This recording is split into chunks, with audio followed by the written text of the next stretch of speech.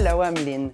I am no makeup historian, nor am I a fashion specialist, but I'm a very enthusiastic observer of beauty over the decades. And I think the 90s is particularly interesting in many ways. For me personally, it was a special moment because this is when I started to learn my craft. It was a very high contrasted decade. There were moments where we explored complete raw skin against a super dark lip. Moments where highlight and contours were achieved to an airbrush flawlessness. There were pops of color. There were plum everything, brown everything. Matte was really king. Everybody coming at a MAC counter really wanted to have like that super flawless skin. So one of the things that is quite interesting is to see how, as a makeup artist, you're using those references and how you're actually building not only a look around it, but also a full story. Now, just to backtrack a little bit, I was just saying how in the 90s there was just so much happening. And the truth is, when I remember maybe 10 years ago, we were looking at that and it was just like, oh my God, it was such a mishmash of everything, but it was just an explosion of looks. So many waves of beauty in the 90s, from the unforgettable glam of the supermodels, to conceptual minimalism, to grunge, to rave culture, to understated elegance, to deconstructed and moody. All of those approaches are still incredibly relevant today and still resonate.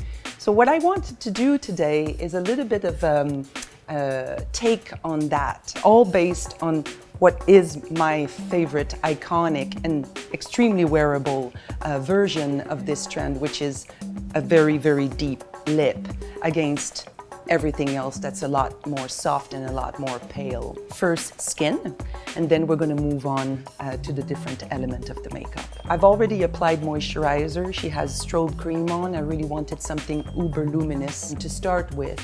And in order for me to achieve that modern matte finish, I'm going to be using the Mineralize Lotion, which I will actually blend into a concealer. And I'm going to be using the Studio Waterweight concealer. So I'm going to add a couple of drops of that concealer into the lotion. The lotion is amazing because it does have a lot of moisture, but at the same time helps create that super beautiful matte finish. I'm just applying it by touches. As you can see, the Strobe Cream brought luminosity to the skin. And I think that this is one of the key aspects that is making a huge difference when it comes to, you want to have flawless, but you still want to have transparency. So what I really love is this play on something that is going to be, yes, well perfected and matte, but at the same time, the skin still lives and it still looks breathable. And Strobe is really amazing to do that, as it mimics a little bit the blood that runs under the skin. Lovely Whitney here has impeccable skin, so it's absolutely not worth it for me to cover it too much. You know, I was talking earlier about the play on proportions and the play on opacity versus translucency as being one way to actually frame features, and I will play with that, but I also think that that is also valid for how you build the skin. So keeping all of the outer corner of the face completely free of makeup, but just making sure that you're blending it brings automatically a lot of dimension. Okay, I'm just going to remove a little bit of redness by using the Pro Conceal and Correct palette. It's very little, just around the nose. And then just finish highlighting underneath the eye with a peachy tone. I'm going to leave the skin at that for now, and I'm going to start working on continuing to create the structure and the actual starting to put my colors and the placement, just using a palette. Doesn't get any more 90s than this one. These are the Pro Eye palettes, and it is called the Dame. And literally everything that you need in terms of course, contour, a little bit of shading, playing with undertones also. This is an extremely beautiful palette to use that. I'm going to start by using the taupe colors first, and I'm going to place them just a little bit around the cheeks, and also after that I will follow with the pale gray on the eyes. Now what I want to do is not contour per se. I'm doing shadows, add of course dimension, but at the same time it's interesting to use that technique and incorporate it into the beauty. So of course no hard lines, just really almost like the beginning of a blush and blending it into the hairline. Let's talk a little bit about eye makeup. What I thought was quite fascinating when doing the eye makeup, there was just so many moments. In the 90s, we really started to talk a lot about individuality. It was very much of a buzzword. One of the famous advertisements for Calvin Klein's, the slogan was "Be yourself." And what I thought was very interesting is how we used color, sometimes in extremely technical ways, sometimes more freestyle, but we were not afraid to actually blend colors that were not necessarily going together. I remember very clearly buying one of my first eyeshadows, colors that were all over the place, that I actually could put all of them on my eyes. Blending was king, so you could make everything possible. And that's still true today, for sure. There's a special place in my heart for the pale eyeshadows. We loved using white eyeshadows. We loved playing with either uber matte colors or extremely metallic finishes. But a pale eyeshadow was where we really wanted to make a big impact. And it's very interesting because there's a whole story around eyebrows also. And that pale eyeshadow and those skinny eyebrows that we all wanted to have, it was like the perfect pairing. Now, if any of you have seen the latest documentary, which is fantastic, about Kevin Aucoin, there's a great anecdote about that, where Isaac Mizrahi was talking about how they're in a fashion show and they were inspired by Carole Lombard and decided to pluck everybody's eyebrows. Well, I have to say, I went there too. So are all of my friends. And it was just really this incredibly well-defined eyebrows and either an extremely pale eyeshadow wrapped all around the eyes like this one, or it was a full-blown, really beautifully sculpted eye. I'm gonna use very, very iconic color at MAC called Vex.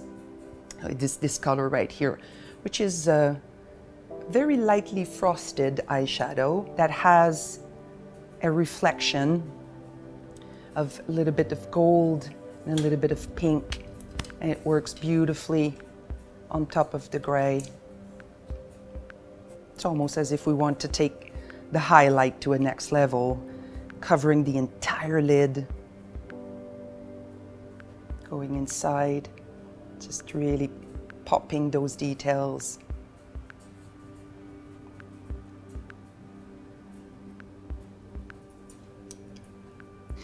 Let's talk a little bit about the eyebrows. She's pretty spot on when it comes to how we love the eyebrows. What I'm going to do to them is quite minor.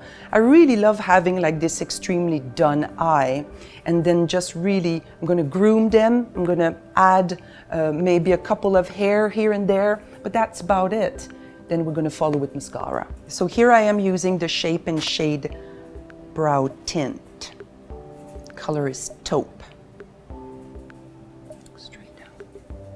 Extended play mascara, just insisting at the base of the lashes to have a nice saturated effect, and then bring it all the way up. I mean, it's a great mascara because it doesn't deposit too much, but it's quite impactful. For lips, just referring back to the reference that I was sharing with you earlier, I'm going to be working with another great classic. It's Paramount lipstick, which is just this perfect reddish brown. And what I really love about it is that you can really play with different intensity. You can wear it as a stain or full blown. I'm going to start slowly but surely. I'm not like preoccupied by precision right now. I just want to put the color everywhere.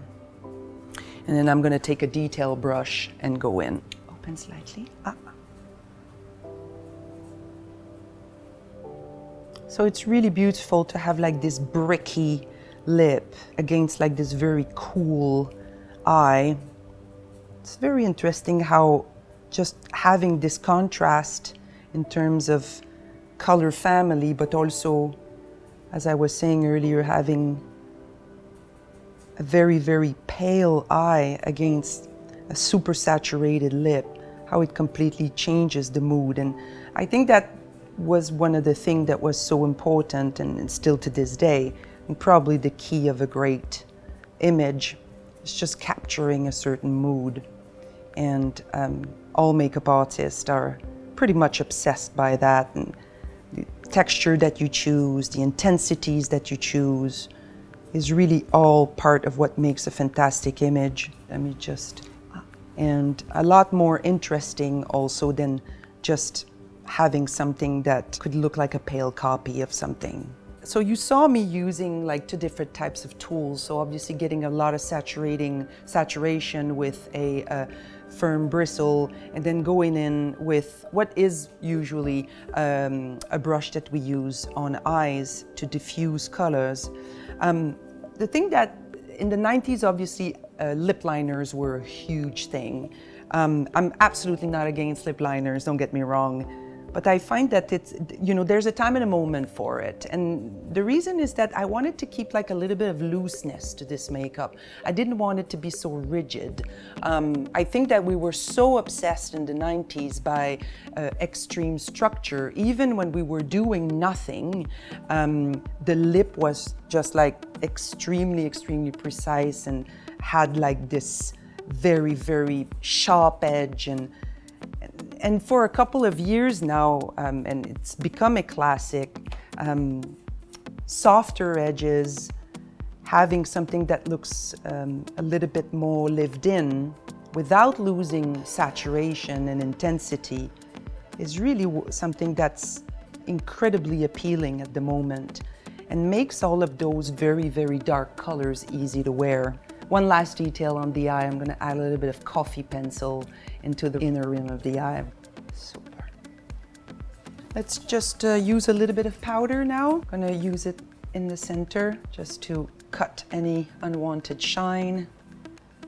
And then I'm going to use Mineralize blush called Sweet Enough, just to stay within the family of those cool colors that we loved so much. We're really blending into the first little contour that I did earlier, and as you can see, it just really picks up the structure, brings a little bit of color, but everything is super, super, super blending. So soft edges, extremely blended, no hard lines, just makes it super accessible, very wearable also.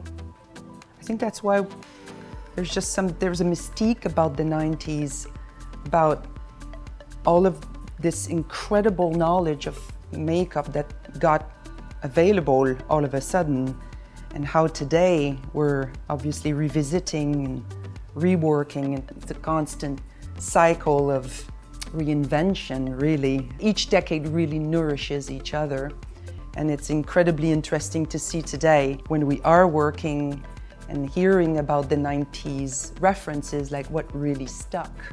And how also we were able to deconstruct a lot of things and keep the basics, because I think you need to learn your classic and you need to learn your basics in order to deconstruct them. But I think that's what's incredibly fascinating and keeps me very interested, and particularly passionate about constantly looking at these things and seeing the evolutions in terms of colors and how we can fold the past and make something that feels right for now.